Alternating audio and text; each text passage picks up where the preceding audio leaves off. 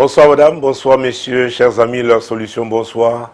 Ravi de vous retrouver en direct, n'est-ce pas, dans le cadre de ce programme, leur solution. Sur ma page, apôtre Tate Samuel, n'est-ce pas, tous les lundis 21h, heure du Cameroun. Ce soir, nous sommes là encore pour 60 minutes. 60 minutes pendant lesquelles nous opérerons via 3 rubriques, n'est-ce pas, le traitement du courrier qui nous a été adressé. Il y aura cette partie de prière au Dieu fixe-moi. Et enfin la CIMAC, la Convention internationale du mariage chrétien. Vous faites bien d'être là et c'est parti. Bonjour apôtre. Je n'arrive pas à comprendre ce qui ne va pas avec ma fille. Après avoir rompu les fiançailles avec un jeune homme qu'elle avait elle-même présenté, elle est en train de tourner un deuxième en rond depuis 1 an et toujours sans raison valable.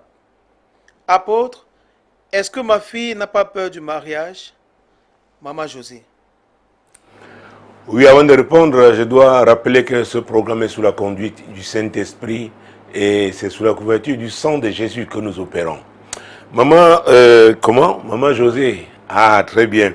J'ai l'habitude de dire que quand une femme est intéressée par un homme, on n'a pas besoin de la supplier. Elle va tout de suite, vous la voyez, prendre des initiatives dans le sens de concrétiser le projet. Et généralement, quand ça commence à tourner en rond, comme c'est le cas avec le deuxième, parce que le premier l'a rompu, il faut se poser des questions. Mais maman José, c'est ça, très bien. Maman José, je pense que ton inquiétude nous oriente naturellement vers une piste. C'est la piste familiale. Toi d'abord. Toi, savoir si déjà tu étais marié, tu es marié à son père ou si vous avez été marié. C'est très important. Parce que si tu as été marié à son père et que votre mariage n'a pas été un exemple pour elle, ça peut l'avoir affecté. Et c'est possible même que ce soit quelque chose de répandu dans votre famille. Ah oui. J'ai rencontré dans le cadre du ministère des jeunes femmes qui disent non, j'ai vu tellement ma mère souffrir que je me suis dit non, non, non, si c'est ça le mariage, je n'en veux pas. Ah oui. Vous avez aussi vu des hommes traiter leurs femmes d'une certaine manière parce qu'ils ont eu un type de référence. Ah oui, un type de modèle, pour être précis. Et qui, quand c'est un mauvais traitement, ce n'est pas le bon modèle.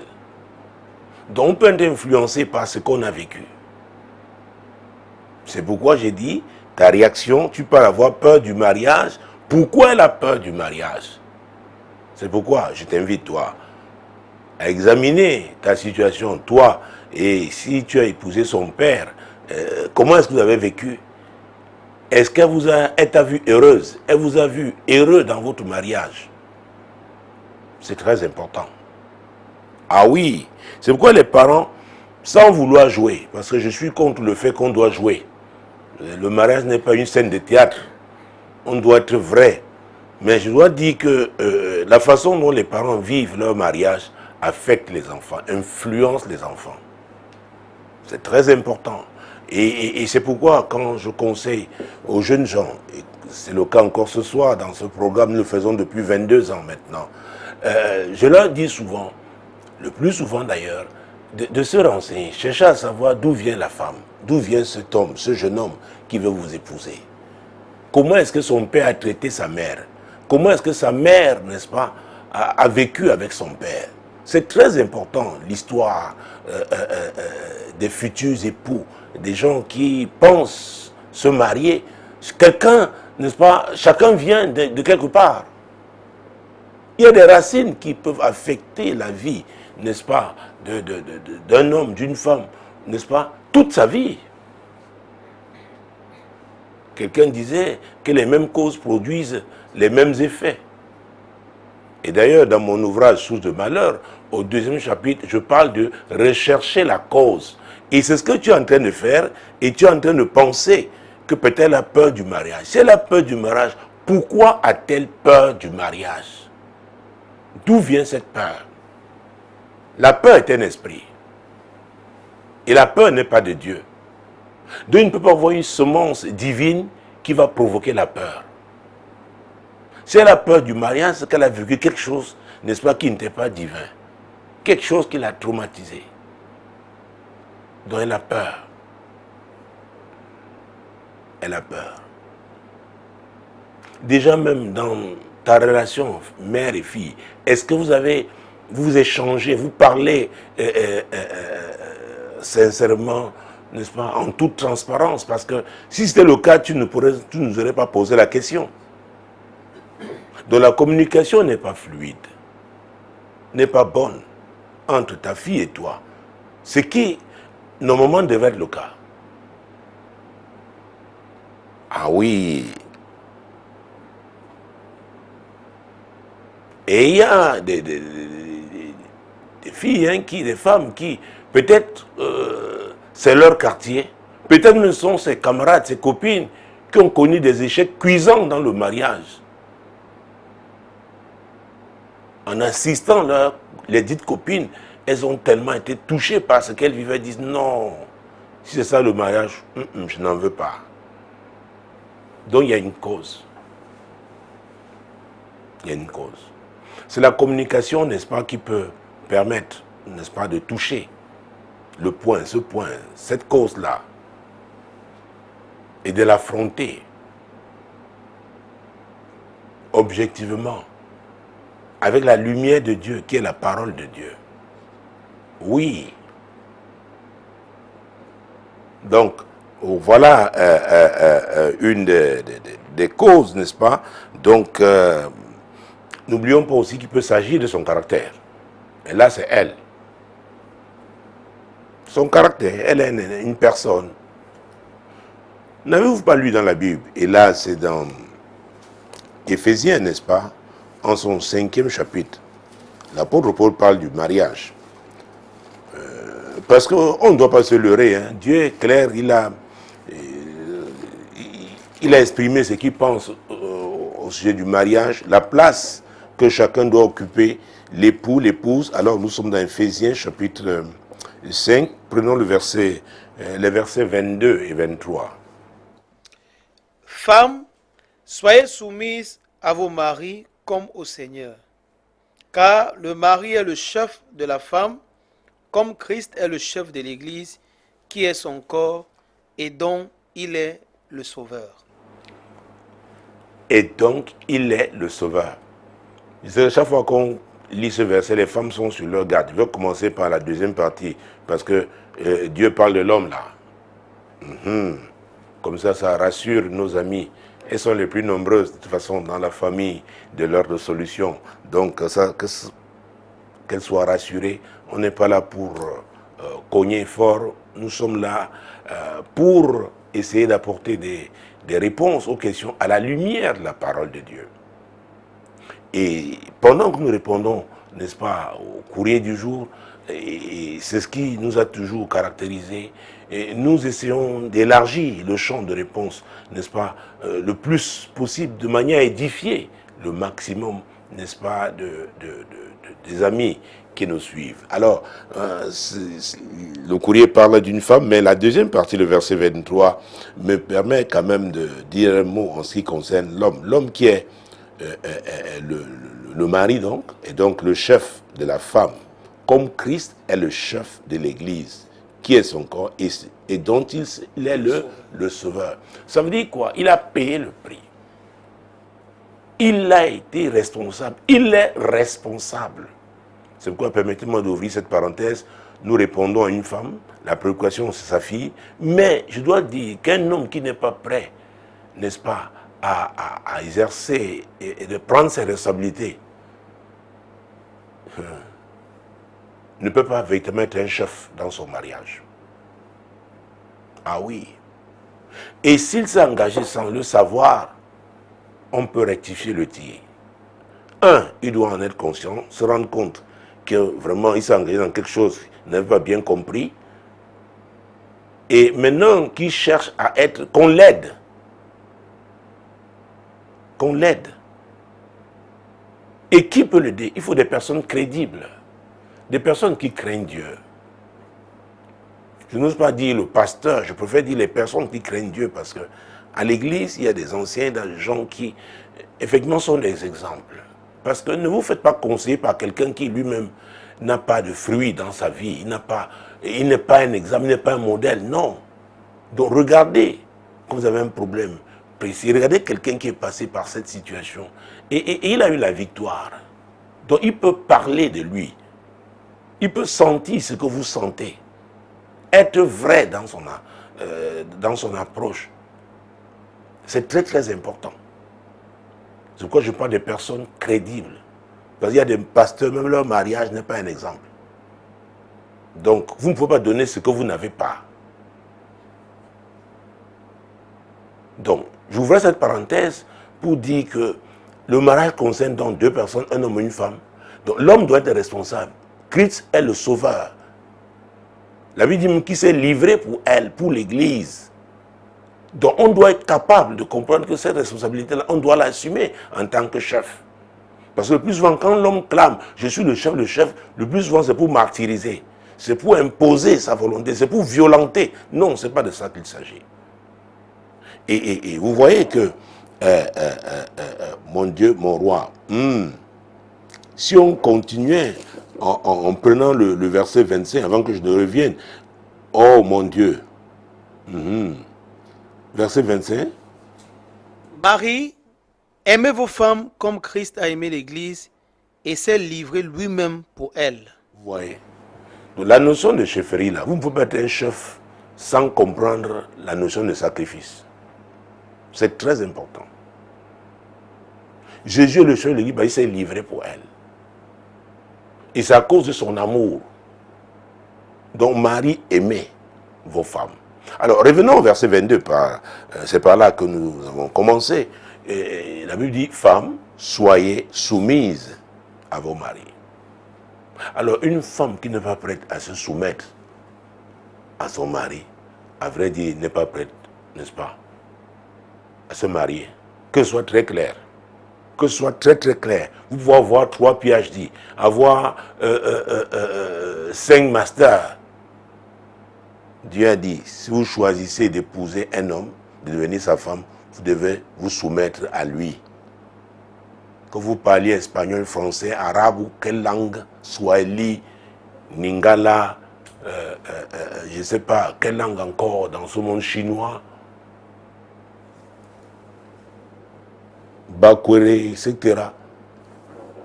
Vous devez vous soumettre. C'est ce que Dieu a dit. C'est ce que Dieu a dit. Donc, vous n'êtes pas prêt à vous soumettre, ne vous mariez pas. C'est pourquoi c'est compliqué, hein? Quand on se marie seulement parce qu'on veut faire la fête, on veut être comme les autres femmes, on veut avoir la considération d'épouses, de femmes dans la société, il faudra après assumer, il faudra vivre son mariage. Et c'est pourquoi, en tant que pasteur, je peux vous dire, il y a des retournements de situations terribles. Terribles, vous vous demandez même si ces gens ont cru un jour. Alors que les mariages ont été célébrés à l'église. Et c'est pourquoi la Bible dit, la crainte, oh mon Dieu, de l'Éternel enseigne la sagesse. C'est très important. Donc, quand nous parlons du mariage chrétien, il s'agit de 2 personnes qui craignent Dieu. Vous n'allez pas vous cacher, n'est-ce pas, pour piétiner la parole de Dieu. Vous savez que Dieu est partout, il est omniscient, il est omniprésent. Vous le craignez. Vous n'allez pas traiter votre époux n'importe comment, votre épouse n'importe comment. Vous mettez la parole de Dieu en pratique. C'est très, très important. Ah oui! Vous voyez que c'est tellement important que Paul est revenu sur ce sujet dans Colossiens. Il écrit encore. Nous sommes là au chapitre 3. C'est un sujet important. Déjà, dans 1 Corinthiens 7, il a parlé aussi, parce que dans le cas de certains conflits dans le mariage, et là nous sommes dans Colossiens, en son 3e chapitre, prenons le verset 18, Jésus-Christ de Nazareth. Femmes, soyez soumises à vos maris comme il convient dans le Seigneur. Voilà. Comme il convient dans le Seigneur, c'est très important. Ça veut dire que le mari ne saurait être, n'est-ce pas, un tyran. Ce n'est pas possible. comme il convient dans le Seigneur. C'est-à-dire que le mari, lui aussi, va observer la parole de Dieu. À vrai dire, Dieu a équilibré les choses. Alors, si vous n'êtes pas prêt à vous soumettre vous-même à la parole de Dieu, vous l'homme, il vous sera difficile de vous attendre à ce que la femme opère aussi, n'est-ce pas, sous la parole de Dieu. Je ne dis pas aux femmes que si l'homme ne respecte pas la parole de Dieu, vous devez la bafouer, non. Ni vice-versa, non. Moi, je dis chacun doit faire sa part. Dans la limite du possible. Parce qu'à l'impossible, nul n'est tenu. Et le verset 19. Marie, aimez vos femmes et ne vous aigressez pas contre elles. Ah oui, aimez vos femmes, ne vous aigrissez pas contre elles, aimez-les. Vous voyez que ce sont des ordres, hein? Ce sont des ordres que Dieu a donnés. Dieu ne négocie pas avec les gens. Tu dis, bon, parce que c'est toi, je peux permettre de te comporter de cette manière, parce que c'est toi. Non, non, non. Que tu sois chinois, camerounais, vénézuélien, je ne sais pas, irakien, voilà ce que Dieu dit. C'est ce que Dieu dit. Ce sont des ordres. Donc vous n'êtes pas prêt à vous soumettre à la parole de Dieu, ne vous mariez pas. Et quand il y a donc crise, qu'est-ce qui permet aux uns aux autres de revenir, de se mettre même sur la table de négociation, pas négociation, d'échange, de communication. Qu'est-ce qui leur permet de communiquer? C'est la parole de Dieu. C'est pourquoi on doit avoir cette parole pour référence. Est-ce que ta fille donc craint Dieu? Est-ce que ta fille, elle peut être soumise à la parole de Dieu? Maman José, c'est elle. Voilà. Ah oui. Donc Dieu a donné les rôles à chacun, la position de chacun, ce qu'il doit faire, l'attitude qu'il doit avoir. Et si on revenait dans Éphésiens, vous verrez que quand je parle du caractère, il y a un trait de caractère terrible dont la Bible parle là. Là, nous sommes dans Éphésiens chapitre 4. Mon Dieu, mon roi. Versets 26 et 27. Si vous vous mettez en colère, ne péchez point, car que le soleil ne donne pas accès au diable. Vous voyez, il y a un type de colère qui fait penser à la folie.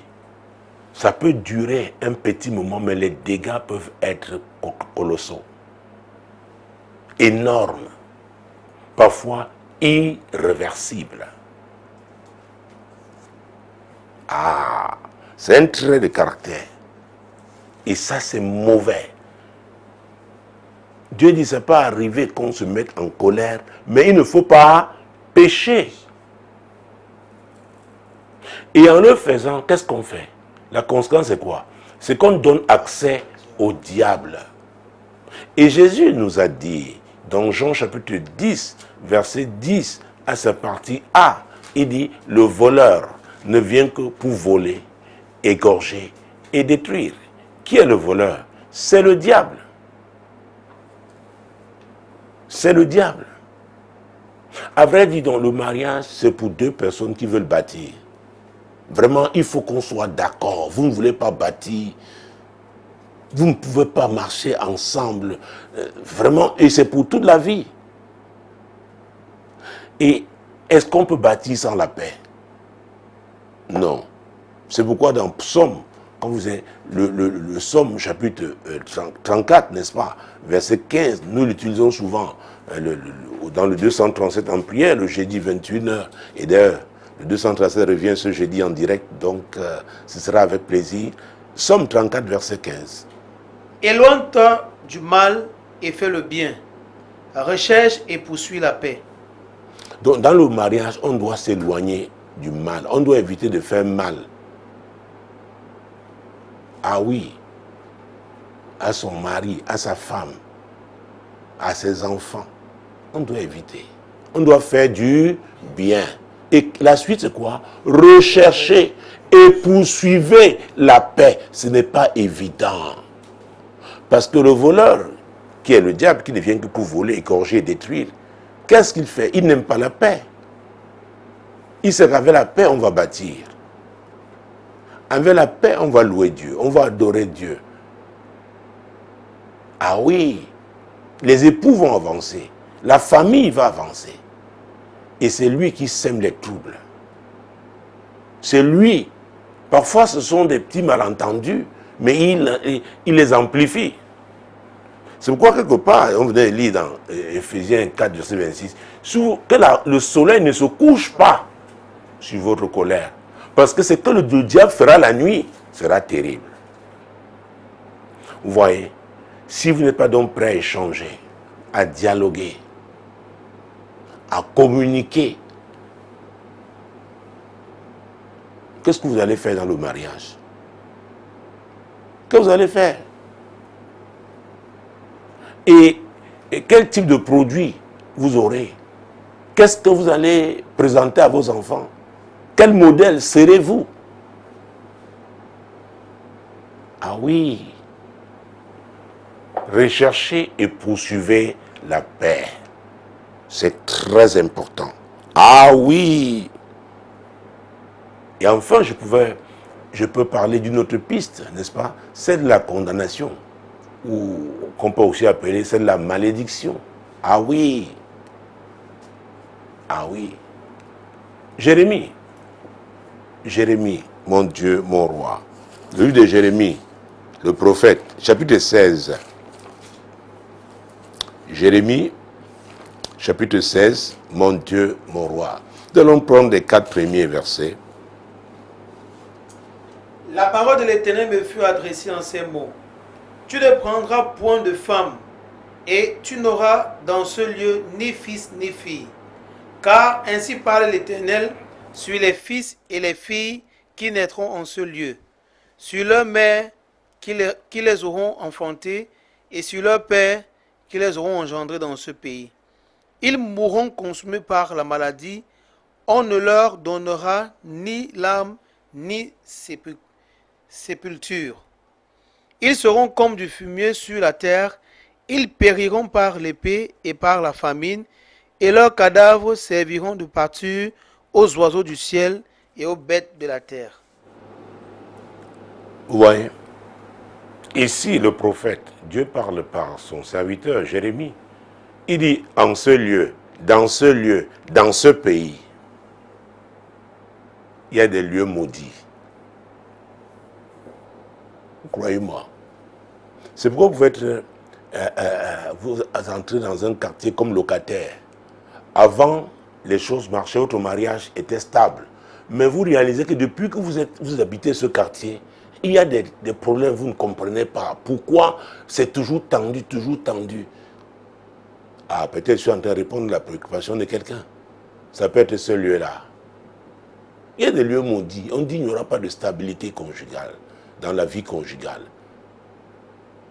Il n'y aura pas de stabilité en famille. Vous n'êtes pas responsable, mais le seul fait que vous vous retrouvez dans ce lieu-là, vous devenez une victime. Vous savez, c'est dans Lévitique, la Bible dit que la terre rejette, n'est-ce pas? Le pays rejette ses habitants. Ça peut les rejeter de plusieurs manières. Rejeter ses habitants, ce n'est pas quelque chose de beau, de joli, d'heureux. Ce sont des afflictions, des échecs, des frustrations, la méchanceté, la violence. Ah oui! Donc, ça t'amène, maman José, à te poser la question maintenant sur ta famille, peut-être ta belle famille, côté paternel, côté maternel. Parce qu'il peut y avoir une cause venant de ce côté-là. Une origine, n'est-ce pas, d'affliction liée à la malédiction. Ah oui! Il y a des familles maudites. Mon Dieu, mon roi. Alors, quand on arrive à trouver la cause, parce qu'il faut trouver la cause, c'est très important. C'est pourquoi, quand vous lisez mon livre Terre, et même l'influence des hôtels. Je parle de la cartographie spirituelle. Il est important, n'est-ce pas, de recueillir le maximum d'informations possibles sur sa famille, sur soi-même. Et ça, on devrait commencer même avant de se marier. Parce qu'il y a un travail qu'on doit faire même avant de se marier. Et quand il n'a pas été fait, et on épouse une femme ou un homme qui ne l'a pas aussi fait, alors c'est les problèmes qui sont multipliés, je ne sais pas combien. Mais il n'est pas trop tard. Avec Jésus, c'est possible de refaire ce travail. C'est pourquoi il faut être encadré par des leaders spirituels qui comprennent, n'est-ce pas, ces choses et qui vont vraiment vous soutenir pour que ces malédictions-là soient brisées sur votre vie. Je suis d'accord et j'enseigne ça. Jésus a payé le prix à la croix du calvaire. Mais je vous ai dit, le prix qu'il a payé, et c'est lui qui a dit, vous connaîtrez la vérité vous affranchira. Il faut prendre la victoire qu'il a obtenue à la croix du calvaire et l'appliquer dans votre situation. C'est très important. Ce n'est pas seulement clamer les généralités, mais dans votre situation. Quel type de sacrifice on fait chez vous? Écoutez, des gens où on a bâti des hôtels en sacrifiant les coqs, les poules, ces hôtels-là ne sont pas autant puissants comme les hôtels qui ont pris le sang d'un bœuf ou de 1000 bœufs. Il faut faire attention. Donc, en fonction des réalités attachées, n'est-ce pas, à chaque famille, quand on a ces informations-là, il y a un traitement approprié aussi. Ah oui, qu'on doit donner. Jésus a déjà payé le prix, mais il veut que chacun de nous l'obtienne en affrontant sa situation particulière avec le sang, le plus grand sacrifice, son sang, le sang de Jésus. Donc c'est très important de comprendre que véritablement on peut souffrir de ce type de cause. Et enfin, ça peut s'agir des influences culturelles. Ah oui? Vous voyez, quand des Africains qui parlent de leur village, ils vont dans certains pays développés, il y en a qui après 10 ans ne sont plus, ils ont radicalement changé. Ils ont d'autres orientations, ils ont d'autres façons de penser, de faire. Ça, c'est aussi possible. Et aujourd'hui, le monde qui est devenu un village planétaire, avec nos téléphones, smartphones, les enfants sont ici, mais ils vivent comme... Et c'est terrible. Je dis, ils sont même déconnectés des vraies réalités. Mais ils pensent comme ceux de là-bas, étant dans des réalités, dans des environnements, n'est-ce pas, qui ne sont pas adaptés. Alors, la casse peut avoir lieu, n'est-ce pas, à tout moment. Donc, il y a les influences culturelles. Quand je prends un pays comme la Corée du Sud, aujourd'hui, un certain nombre de jeunes femmes disent qu'elles ne veulent pas vivre ce que leurs mères ont vécu, leurs grands-mères ont vécu. Qu'on fait le choix du célibat. Donc, tout ça mis ensemble, il n'y a que Dieu, il n'y a que l'Esprit de Dieu qui peut nous orienter, nous conduire sur la vraie cause. Donc, Maman José, j'enseigne sur rechercher la cause. Lis mon ouvrage, rechercher la cause. Et prie vraiment aussi, parce que c'est clair que la communication avec ta fille n'est pas fluide, il faudrait que vous parliez véritablement. Parce que tu dis, elle est en train de tourner un garçon en rond. Alors, à moi, toi, sa mère, elle t'aurait dit, pourquoi vous ne parlez pas? C'est ma prière, c'est la prière de l'équipe de l'Ordre de Solution ce soir. Qu'au moins une bonne communication soit établie entre vous. Voilà, mesdames, messieurs, j'ai dépassé de 2 minutes, voire 3, n'est-ce pas, le temps imparti à la première rubrique. Nous passons donc à la deuxième. Oh Dieu, fixe-moi. Ah oui, nous sommes dans un monde où les gens sont de plus en plus instables. Quand nous regardons les images à la télévision, aujourd'hui, pour être bien dans un lieu, du jour au lendemain, votre vie change. Vous êtes appelé peut-être à vous réfugier à cause d'une catastrophe naturelle, à cause des actes de violence, à cause. Vous voyez ce qui s'est passé à Mayotte il n'y a pas longtemps. Ce n'est pas évident. Donc il n'y a que Dieu véritablement pour fixer chacun. Il avait dit à Abraham, vous vous souvenez, dans Genèse 12, n'est-ce pas? Ah, c'est très très important. Oui, Genèse chapitre 12, mon Dieu, mon roi. Le livre du commencement, en son 12e chapitre, Dieu parle à Abraham parce qu'il appelle dans une alliance. Il appelle, n'est-ce pas, à commencer quelque chose de nouveau avec lui. Alors nous prenons les versets 1, 2, 3, voire 4, on verra, allons-y. L'Éternel dit à Abraham, va-t'en de ton pays, de ta patrie et de la maison de ton père dans le pays que je te montrerai. Je ferai de toi une grande nation et je bénirai et je te bénirai. Je rendrai ton nom grand et tu seras une source de bénédiction. Je bénirai ceux qui te béniront et je maudirai ceux qui te maudiront. Et toutes les familles de la terre seront bénies en toi. Alors, vous comprenez très bien que Dieu dit à Abraham, j'ai de grandes choses à faire dans ta vie, mais je ne peux pas les faire là où tu es. Je dois te fixer moi-même. Quitte. Abraham a 75 ans. Les amis, c'est pas facile. C'est pas facile parce que sans Jésus dans sa vie, Jésus qui est le chemin, la vérité, la vie, sans Jésus dans sa vie, on peut construire, n'est-ce pas, se battre pour réaliser de très grands projets. Et au moment où vous croyez avoir atteint votre objectif, Dieu vient vous dire que ce n'est pas ce qu'il avait pour vous. Et c'est mieux de faire ce que Dieu a prévu, ce que Dieu veut faire, même si c'est au crépuscule de votre vie. C'est mieux. Parce que la Bible, dans Ecclésiaste chapitre 7, verset 8 à sa partie A, dit « Mieux vaut la fin d'une chose que son commencement ». Ah oui. Donc, oh Dieu, fixe-moi. Cette rubrique s'adresse à mes amis de l'heure de solution. Je ne sais pas depuis combien de temps vous êtes dans cette affaire, dans ce couloir. Est-ce que vous êtes, c'est la volonté de Dieu pour vous? C'est pourquoi cette rubrique a été créée. Dieu veut établir les gens, n'est-ce pas, dans les filières, la filière, chacun, ce qui le concerne, que Dieu a choisi pour lui. Il vous a donné des dons et des talents, c'est pour un but. Ah oui, oh Dieu, fixe-moi. Il faut le désirer. Dieu ne vous forcera pas. Est-ce que vous pensez que c'est l'Éternel seul qui peut vous fixer? Je le pense, parce qu'il est mon créateur. Il m'a créé pour un but. Et je l'ai dit dans une émission, tu dois comprendre, je parlais d'une thématique, ta mission. Et j'insistais que nous sommes des missionnaires sur cette terre. Donc nous sommes là pour un but. Laissons celui qui nous a envoyés sur cette terre nous guider, nous conduire. Et cette rubrique ne peut vous être utile que si vous êtes d'accord avec ça. Et en ce moment-là, alors, nous allons commencer à prier. Tu vas commencer à prier, oh Dieu, fixe-moi. Il y en a qui ont des problèmes insurmontables, tout simplement parce qu'ils ne sont pas dans leur couloir. Et la grâce de Dieu ne peut pas vous aider.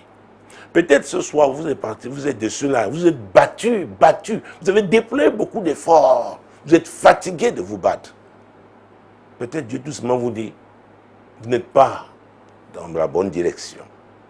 Oh Dieu, fixe-moi. Je voudrais prier avec vous. Si vous croyez que c'est Dieu qui doit fixer chacun d'entre nous, c'est très important. Si vous le croyez, alors nous pouvons prier. Ah oui, nous pouvons prier ensemble pour que Dieu vous fixe. Pour que Dieu vous fixe. Vous pouvez être dans les affaires. Dieu vous a appelé dans les affaires. Mais dans quel type d'affaires? Un vendeur de tissus n'est pas comme un boucher. Non. Ils sont tous des hommes d'affaires, mais il y a des réalités attachées à chaque filière. C'est très important. Un étudiant en médecine, n'est-ce pas, n'a pas les mêmes challenges que quelqu'un qui étudie en ingénierie, je ne sais pas quoi, mécatronique, informatique ou autre. C'est très important. Pourquoi est-ce que Dieu vous a envoyé sur cette terre? Est-ce que c'est votre souci? Voulez-vous réellement accomplir la volonté de Dieu? Si c'est le cas, alors cette rubrique vous intéresse. Nous allons prier ensemble. Mais pour commencer ce soir, avec cette rubrique, je dois vous rappeler que le Dieu que nous servons est miséricordieux. Rendons-lui grâce pour sa miséricorde. Éternel notre Dieu, nous te rendons grâce parce que tu es le Dieu miséricordieux. Et tu nous dis dans ta parole que ta miséricorde dure à toujours. Seigneur, merci. Merci. Tu es le Dieu miséricordieux. Quand bien même nous serons trompés, nous t'aurons résisté, Seigneur. Et si finalement nous réalisons que c'est toi qui es celui qui doit nous orienter et que nous revenons à toi humblement, Seigneur, pour te demander pardon, nous savons que tu nous pardonnes. Que tu nous pardonnes. Et c'est ce que nous te demandons, Seigneur, pour tous nos amis qui en ce moment, oui, se tournent vers toi pour te demander de les fixer. De les fixer. Ils ont fait beaucoup d'efforts dans peut-être même plusieurs filières. Il y en a qui ont commencé dans telle, ça n'a pas marché. Ils sont allés dans telle, ça n'a pas marché. Ils sont fatigués. Seigneur, nous te les présentons tous ce soir. Nous te les présentons tous au Dieu. Chacun en train de crier, et j'espère que c'est ton cas. Ô Dieu, fixe-moi. Ô Dieu, fixe-moi. Reconnais ce soir que c'est lui qui t'a créé, il t'a créé pour un but. Et rends-lui grâce pour cela au nom de Jésus. Seigneur, je reconnais que tu es mon créateur, que tu m'as créé pour un but. Et je te rends grâce pour ton but pour ma vie.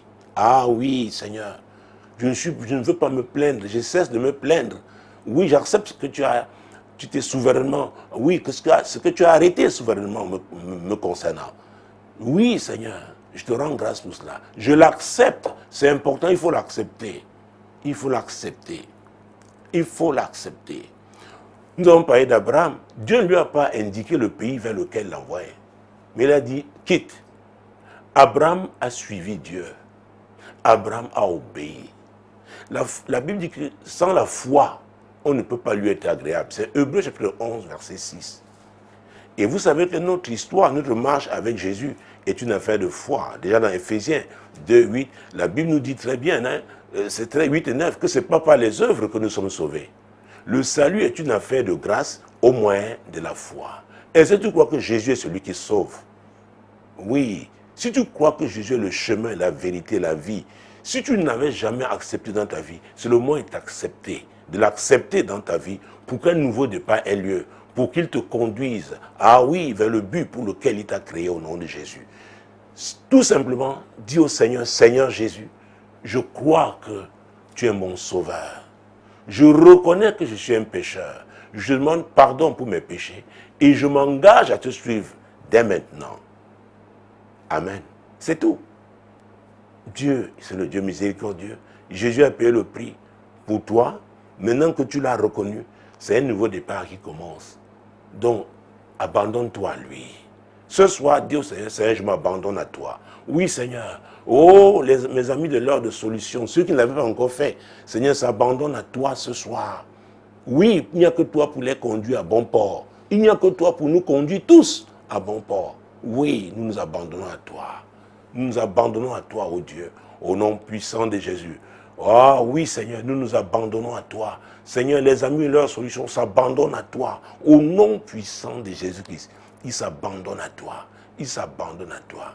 Au nom puissant de Jésus. Vous savez, il y a un passage dans la Bible hein, que je rappelle depuis un bon moment maintenant, et c'est Job 33, verset 14. C'est très important. Dieu dit qu'il parle tantôt d'une manière, tantôt d'une autre. Nous allons lire Job chapitre 33, verset 14, verset 15. Mon Dieu, mon roi. Dieu parle cependant tantôt d'une manière, tantôt d'une autre, et l'on n'y prend point garde. Il parle par des songes, par des visions nocturnes, quand les hommes sont livrés à un profond sommeil, quand ils sont endormis sur leur couche. Alors, pourquoi j'ai pris ces deux versets, n'est-ce pas, les versets 14 et 15 de Job 33? C'est parce que je voudrais demander maintenant, intercéder, demander à Dieu, n'est-ce pas, le Dieu qui parle, tantôt d'une manière, tantôt d'une autre, de s'adresser à mes amis de l'ordre de solution qui veulent qui recherchent l'orientation divine. Ils veulent être fixés. Et j'insiste pour que chacun reconnaisse le message, la voix de Dieu. Chacun puisse discerner la voix de Dieu. Et que chacun puisse comprendre le message que Dieu lui donne, l'orientation que Dieu lui donne. Si vous êtes d'accord avec ça, je ferai cette prière. Ah oui, c'est très important. Ô Dieu, fixe-moi. Père Céleste, je te rends grâce au nom de Jésus. Merci pour cette émission-là de solution et particulièrement pour cette rubrique. Seigneur, mes amis, dans le cadre de ce programme, crie à toi, ô Dieu, fixe-moi. Seigneur, tu es le Dieu qui parle tantôt d'une manière, tantôt d'une autre. Seigneur, parle, adresse-toi à chacun. Et je prie afin que chacun puisse discerner ta voix. Chacun puisse identifier, oui, ta source. Et surtout, que chacun comprenne le message que tu lui adresses. tu es le Dieu qui oriente. Ah oui, Saint-Esprit, c'est toi le conducteur. Je prie afin que tu agisses, oh Dieu. Oui, nous avons prié, jeûné par rapport à ce thème, la communication intérieure. Dieu peut parler à votre cœur. Vous devez reconnaître sa voix. C'est très important. Dieu peut utiliser un événement que vous vivez pour vous parler. C'est très important. Ça peut être un voisin, n'est-ce pas, dans un véhicule de transport que vous avez emprunté, et Dieu vous parle par lui. Alors je prie pour l'hypersensibilité. Ah oui, à la voix de Dieu et la promptitude à lui obéir. Seigneur, c'est ma prière pour mes amis de l'ordre de solution. Oh Dieu, qu'ils soient hypersensibles à ta voix et qu'ils soient prompts à t'obéir, parce que tu es le Dieu qui oriente. Saint-Esprit, tu es l'Esprit qui conduit. Oh, touche chaque ami, oui, oui, chaque membre de cette famille de l'heure de solution, touche-le, parce qu'il veut l'orientation divine, il veut être fixé. Seigneur, parle, toi qui parles tantôt d'une manière, tantôt d'une autre. Seigneur, fais-le pour la gloire de ton Saint-Nom. Oui, Seigneur, fais-le, Seigneur, fais-le, Père, au nom puissant de Jésus-Christ. Ah, cette année 2025, c'est l'année du déclic. Oh mon Dieu, mon roi. Le bon déclic a lieu lorsque, effectivement, vous identifiez la bonne voie. Parce que si vous n'êtes pas sur la bonne voie, tout déclic qui arrivera là ne sera pas pour vous, pour votre bonheur. Alors, prions pour le déclic dans la vie de mes amis de l'heure de solution. Oh Seigneur, 2025, l'année du déclic. Seigneur, toi qui orientes, je prie pour le déclic. Je prie afin que Seigneur, chaque membre de cette famille, la famille de l'heure de solution, mon Dieu, mon roi, ce groupe, oh Dieu Tout-Puissant, puisse identifier son opportunité et que le déclic ait lieu, qu'il saisisse son opportunité pour le déclic divin dans sa vie au nom puissant de Jésus. Ce que je te demande là, c'est pour cette année 2025. Seigneur, quelque chose de concret. Oui, Seigneur, mon Dieu, mon roi, dans la vie de chaque membre de ce groupe de l'ordre de solution, au nom puissant de Jésus, je prie pour ces déclics. Ah oui, oui, oui, je le crois. Il aura lieu. Tu saisiras cette opportunité divine, mon Dieu, mon roi, et ce déclic aura lieu. Merci Seigneur, merci mon Dieu, merci Père pour ta fidélité. Ah oui, Jésus, tu es le même hier, aujourd'hui et éternellement. Oui, tu n'as pas changé, tu es fidèle. Mesdames, Messieurs, je pense seulement d'entrer dans la dernière rubrique de ce programme. Je pense que je suis dans le temps. Ah, j'ai grignoté même 3 minutes, mon Dieu, mon roi. Est-ce que c'est ça, mon Dieu? Il me reste 8 minutes, 3 minutes. Ah, il me reste 3 minutes, je suis encore dans le temps. Très bien. Alors, chers amis, puisque nous avons encore le temps, nous qui prions seulement, oh Dieu, fixe-moi. Oh Dieu, fixe-moi. Alors, j'aimerais tout simplement que chacun nous réfléchisse. Nous avons parlé pendant ce programme sur la communication interne. Nous avons insisté sur la méditation. Nous savons comment Isaac avait l'habitude de sortir pour aller au champ, n'est-ce pas, pour méditer. Je voudrais prier pour vous, pour la vie de méditation. C'est très important. La méditation, la parole de Dieu. Dans Josué 1, verset 8, peut-être nous allons prendre ce verset. Il est très important. Josué avait été appelé, n'est-ce pas, à remplacer Moïse, un prophète hors pair. C'est une très grande mission. Conduire le peuple d'Israël à la terre promise. Dieu lui avait promis au verset 5 du premier chapitre que nul ne tiendra devant lui. Mais au verset 8, il lui a donné la condition. Et ça, c'est très important pour chacun d'entre nous. Que ce livre de la loi ne s'éloigne point de ta bouche. Médite-le jour et nuit pour agir fidèlement selon tout ce qui est écrit, car c'est alors que tu auras du succès dans tes entreprises, c'est alors que tu réussiras. Chers amis, la méditation de la parole de Dieu est cruciale. Ah oui, elle ouvre les portes du succès. Je voudrais prier pour vous. Ah oui, vous devez prendre, c'est-à-dire vous devez mettre, mon Dieu, avoir l'appétit pour la parole de Dieu. La méditer en cette année 2025, l'année du déclic. Le déclic passe par là. Croyez-moi. Au commencement était la parole. La parole était avec Dieu. La parole était Dieu. Elle était au commencement avec Dieu. Toutes choses ont été faites par elle. Et rien de ce qui a été fait n'a été fait sans elle. La parole de Dieu est une parole prophétique. La parole de Dieu oriente. Dieu parle par sa parole. Je veux prier pour vous. Seigneur, je prie pour ce désir ardent, pour chaque membre de ce groupe de l'ordre de solution, qu'il aime la parole, qu'il s'attache à ta parole, qu'il la médite jour et nuit. Seigneur, oui, le déclic se fera aussi par la méditation de la parole. Seigneur, je prie, Seigneur, mon Dieu, pour cet appétit, pour la parole de Dieu, au nom puissant de Jésus-Christ. Seigneur, fais-le. Fais-le, Seigneur. Et pendant que les amis de l'ordre de solution vont miser pour le Seigneur, ils auront des éclairages venant de toi. Ta lumière va jaillir. Oui, Seigneur, je prie pour vous. Oui, pour que vous ayez l'amour pour la méditation de la parole de Dieu, au nom puissant de Jésus-Christ, au nom puissant de Jésus. Cette fois-ci, je ne me suis pas trompé, c'est l'heure de la CIMAC, les 15 dernières minutes de ce programme, la Convention internationale du mariage chrétien. Ah, madame, ah, messieurs, vous savez très bien qu'il y a trois parties, trois sous-parties. La première partie, les jeunes gens qui aspirent au mariage, oui, et nous espérons qu'ils sont laissés préparer par Dieu. La deuxième catégorie, c'est, nous l'appelons le rattrapage, 40 et plus.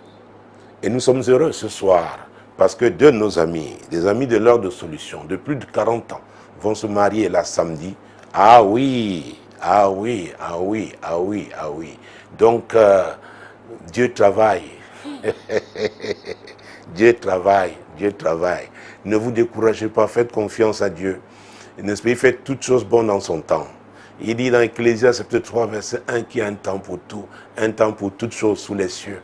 Ah oui, je crois en ce Dieu-là. Ça fait 22 ans que cette émission existe et qu'il a créé et il fait des merveilles. Il fait des merveilles. Donc, continuons de prier dans le cadre de cette famille, de l'ordre de solution. Ah oui, prions pour que Dieu nous visite. Ah oui, c'est très très important. Il est en train de le faire. Alors, la troisième catégorie, ce sont des époux chrétiens, n'est-ce pas, qui sont en difficulté dans le cadre de leur mariage. Donc, voilà, ce soir, donc, nous allons commencer par la première catégorie, naturellement. Les jeunes gens, n'est-ce pas, qui aspirent au mariage. Dieu nous a parlé du déclic en cette année 2025. Nous prions pour le déclic pour leur mariage. Ah oui, c'est très important. Ah oui, oui, oui. Est-ce que vous êtes d'accord avec moi? Très bien, je pense que nous sommes d'accord. Et nos prières, nous les faisons en accord parce que nous sommes une famille. Jésus a dit, si vous vous accordez, ah oui, pour me demander une chose quelconque, je le ferai. C'est très important. Nous sommes une famille, nous sommes en accord. Prions pour le déclic dans la vie de ces jeunes gens, de la famille de solutions, de l'ordre de solutions qui veulent se marier. Prions pour le déclic au nom puissant de Jésus. Seigneur, ces jeunes gens, Seigneur, mon Dieu, mon roi, cette génération Android, mon Dieu, mon roi, oh mon Dieu, mon Dieu, mon Dieu, mon Dieu. En cette année de déclic, tous ceux-là qui sont laissés préparer par toi, qui te craignent, Seigneur, mon Dieu, mon roi. Seigneur, ces jeunes hommes, ces jeunes femmes qui veulent se marier, nous prions pour le déclic. Seigneur, accorde-leur le déclic au nom puissant de Jésus. Seigneur, tu es Dieu, conduis-les à des endroits de rencontres prophétiques au nom puissant de Jésus-Christ. Seigneur, oui, déjà tu nous as dit que ce programme est un carrefour. Tu nous l'avais dit. Tu nous l'avais dit l'année dernière, est un carrefour de rencontres. Seigneur, nous prions pour ces rencontres prophétiques. Ah oui, nous croyons en toi. Tu es le Dieu qui suscite ces rencontres. Fais-le, Père, pour ces jeunes gens qui aspirent au mariage. Et que le déclic en ce qui concerne leur mariage ait lieu. Au nom puissant de Jésus-Christ. Ah oui, ce n'est ni par la puissance, ni par la force. C'est pas mon esprit, dit l'Éternel des années. Saint-Esprit, c'est toi le conducteur. Conduis ces jeunes gens, ces jeunes chrétiens, hommes, femmes, qui aspirent au mariage. Conduis-les. C'est toi qui convaincs. Seigneur, lorsqu'ils se rencontreront, que quelque chose se passe. C'est toi qui suscites cette conviction. Seigneur, fais-le au nom puissant de Jésus-Christ. Fais-le, fais-le, Père, au nom puissant de Jésus-Christ. Fais-le au nom puissant de Jésus. Pour cette catégorie ce soir, je pense à ce que Jésus a dit dans Luc 10, 19, qui nous a donné le pouvoir de marcher sur les serpents, les scorpions et sur toute la puissance de l'ennemi, et rien ne pourra nous nuire. Nous prions pour eux. Il est temps pour eux de prendre leurs responsabilités. de se lever contre tout ce qui s'oppose à leur mariage. Ah oui, ils ont assez d'énergie, mais qu'ils aient la révélation de ce que Jésus a dit, parce qu'ils sont fidèles à Dieu, qu'ils utilisent l'autorité que Jésus leur a donnée pour marcher sur les serpents, les scorpions et sur toute la puissance de l'ennemi qui s'oppose à leur mariage. Prions pour eux. Seigneur, nous intercédons pour cette première catégorie. Mon Dieu, des jeunes gens qui aspirent au mariage. Seigneur, tu es Dieu. Ils ont l'énergie, ils ont la force. Seigneur, mon Dieu, mon roi, ils peuvent prier pendant des heures, pendant des nuits. Seigneur, tu es Dieu. Oh Père, qu'ils sachent qu'ils ont reçu de toi cette autorité. L'autorité du croyant. Qu'au nom de Jésus, ils marchent sur les serpents, les scorpions et sur toute la puissance, Seigneur, qui s'oppose à leur mariage au nom de Jésus. Qu'ils le fassent avec conviction, qu'ils le fassent avec foi et qu'ils voient leur victoire au nom puissant de Jésus-Christ. Au nom puissant de Jésus-Christ. Au nom puissant de Jésus. Ah oui, Seigneur, au nom puissant de Jésus. La Bible dit que les écailles étaient tombées des yeux de Paul. Je ne sais pas parmi eux ceux qui ont encore les écailles, mon Dieu, mon roi, dans leurs yeux, que ces écailles tombent pour qu'ils découvrent celle-là ou celui-là que Dieu a réservé pour lui ou pour elle. Seigneur, fais tomber ces écailles. Ah oui, qui entretiennent la cécité spirituelle, qui empêchent, mon Dieu, de voir comme tu le veux. Seigneur, que ces écailles tombent des yeux de ces jeunes gens qui aspirent au mariage, au nom puissant de Jésus. Et que, Seigneur, quand cette rencontre aura lieu, qu'ils sachent, qu'ils voient et apprécient ce que tu fais. Merci Seigneur pour ces jeunes gens. Merci pour ces miracles. Mon Dieu, mon roi, nous attendons les témoignages. Oh, merci Père, au nom puissant de Jésus-Christ. Alors, passons à la deuxième catégorie. J'ai l'habitude de dire que c'est la catégorie qui pèse. Ah oui, cette catégorie pèse très lourd. Ah oui, parce que certains sont mariés et ils sont cassés la figure, ils doivent recommencer. Ce n'est pas évident de se remettre des blessures attachées à ces échecs-là, n'est-ce pas? Ce n'est pas évident. Il y en a qui ne sont jamais mariés parce que peut-être n'ont pas pu saisir les opportunités divines dans le passé, ou alors étaient dans des prisons diaboliques. Ah! Et maintenant, une fois délivrés, se disent, mais tiens, Seigneur, je dois me marier. Je dois vous dire, c'est encore possible. C'est encore possible. Notre Dieu est le Dieu de miracles. Notre Dieu est le Dieu de miracles. J'ai seulement envie de chanter, mais vous savez, je ne connais ni la première ni la deuxième voix, mais souvent, moi, je chante à mon cœur. On n'a plus assez de temps, j'ai moins de 9 minutes pour boucler ce programme. Mesdames, Messieurs, cette catégorie, mon Dieu, qui pèse lourd, et nous sommes ravis pour nos deux amis qui se marient samedi prochain. La dot a eu lieu. Ça a été fait. Donc, nous voulons profiter de cette occasion. Oh Seigneur, communique cette grâce, cette onction, que cette onction coule sur tous ceux de la famille, du groupe de l'ordre de solution qui appartient à cette deuxième catégorie, 40 ans et plus, qui aspirent au mariage. Seigneur, ce que tu fais pour nos amis, Seigneur, que cette grâce coule aussi sur leur vie. Seigneur, que cette onction les touche ce soir, au nom puissant de Jésus-Christ. Oui Seigneur, c'est ce que nous te demandons. Oh Dieu, fais-le, fais-le, fais-le, fais-le. Tu dis dans ta parole, et ça c'est dans Isaïe 10, verset 27, oui, le joug est brisé en raison de l'onction. Prenons ce verset.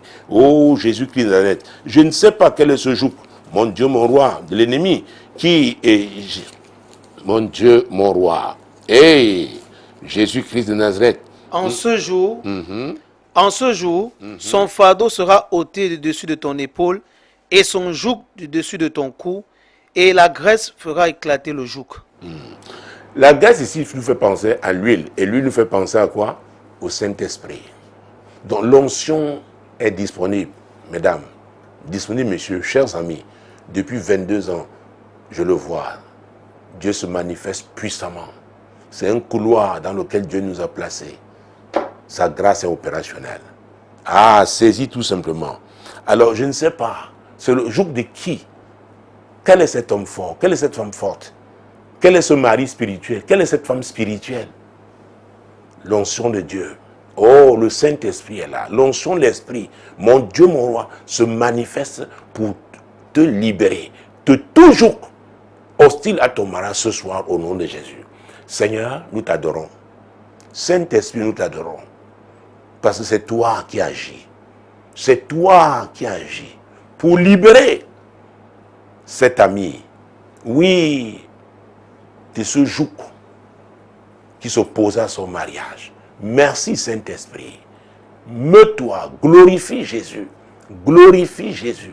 Ah oui, pour que sa visitation dans le cadre du mariage ait lieu au nom puissant de Jésus-Christ. Au nom puissant de Jésus.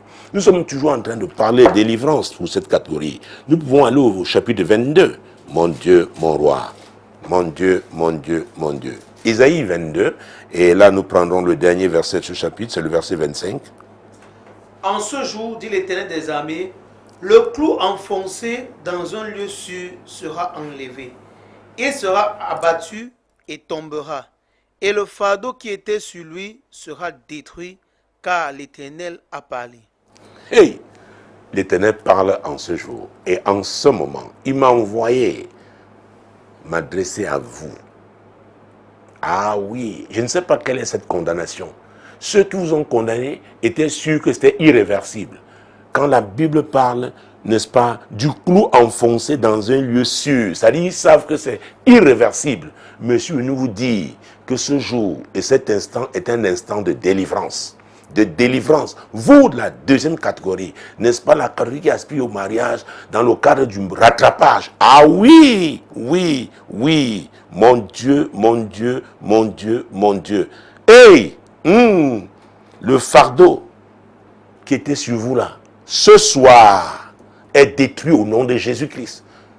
Dieu dit que vous êtes libérés. Je vous libère au nom de Jésus-Christ. Je vous libère au nom de Jésus. Je vous libère au nom puissant de Jésus. Ce clou enfoncé, mon Dieu, dans un lieu sûr, est enlevé ce soir, arraché de ce lieu, par la puissance du Saint-Esprit. Oh mon Dieu, je prie pour le déploiement des anges qui arrachent ces clous. Mon Dieu, que Dieu éternel les déploie maintenant.